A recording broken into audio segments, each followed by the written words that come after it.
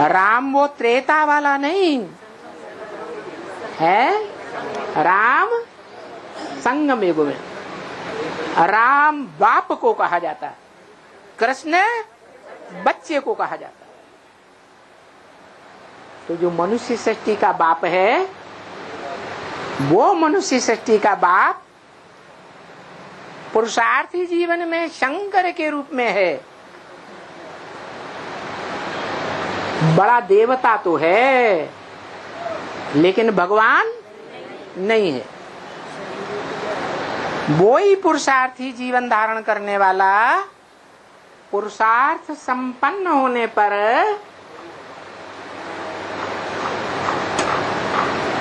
साकार शरीर और शरीर में रहने वाली आत्मा दोनों से संपन्न बन जाता है। क्या बन जाता है? संपन्न बन जाता है।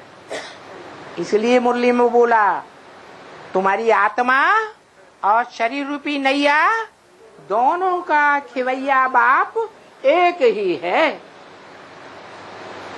आत्मा को भी विषय सागर से पार ले जाएगा और तुम्हारे शरीर को भी पार ले जाएगा। मैं बड़े से बड़ा वंडरफुल धोबी हूँ, क्या ऐसा धोबी नहीं हूँ जो कपड़े ले और फाड़ के रख दे, सड़ा के रख दे। मैं ऐसा धोबी हूँ कि तुम्हारे कपड़ों को क्या बना दूंगा? कंचन काया बना दूंगा, शरीर रूपी वस्तु को। जो दुनियावी गुरु लोग हैं, उन्होंने भगवान के काम को अपने ऊपर डाल लिया। कबीर जी ने भगवान बन के लिख दिया, शिवो हम, क्या लिखा? चदरिया भीनी भीनी रे,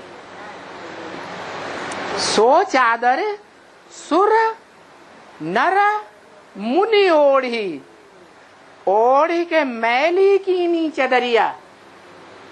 क्या चदरिया माने? शरीर रूपी वस्त्र, उसको मैला कर दिया।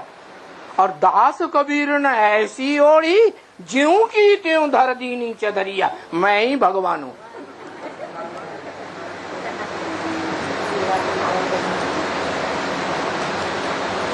तो देखो, मनुष्य गुरुओं ने अपने को भगवान समझ करके अपने ऊपर बात ढाल दी। बात है भगवान की कि भगवान जिस तन में साकार होकर संसार में प्रत्यक्ष होता है, वो शरीर रूपी 16,000 वस्त्रों को तो छोड़ो, यथा राजा तथा प्रजा 4.5 लाख वस्त्रों को, चदरियों को ज्यों का त्यों जैसे सतयुग में थे सोने के वस्त्र, ऐसा सोने का चोला बनाकर रख देता है। क्या? और मनुष्य जो हैं उस चदरिया को ओढ़ते हैं, कन्या पवित्र को धारण करते हैं जीवन में, और बड़पेटा माँ बना के रख देते हैं। क्या बना देते हैं? बड़ी शक्ल वाली माता बना के रख देते हैं। नहीं तो देवियों को माता के रूप में दिखाते हैं या कन्या के रूप में दिखाते हैं। वो किस समय की बात है? जो 9 कन्याएं, 9 देवियां कन्या के रूप में आज तक भी पूजी जाती हैं। एक भी देवी माता के रूप में मोटी कमर वाली नहीं दिखाते। ये अंतर पड़ जाता है। ये भगवान का करिश्मा है। क्या? ये शैतानों का करिश्मा नहीं है। वो भगवान जब आप समान भगवान भगवती बनाता है तो जिनको भगवान भगवती बनाता है उनके जीवन में अमोघ वीर्य के गुण को धारण करा देता है।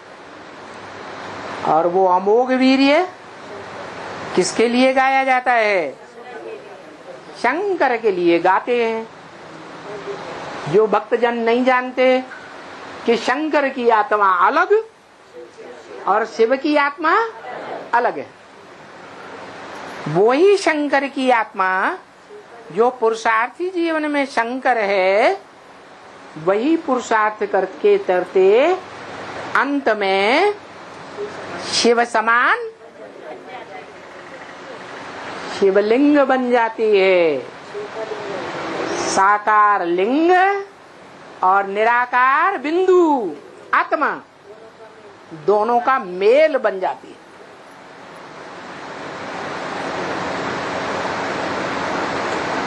लोग आज भी समझते हैं, अरे लोगों की दुनिया की बात छोड़ो, जो ब्राह्मण हैं वो भी समझते हैं कि शिवलिंग निराकार शिव की यादगार है।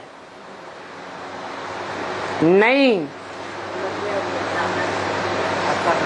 जो शिव है वो तो स्वयं ही वाणी में बोलता है, मैं न पूजी बनता हूं न पुजारी बनता हूं।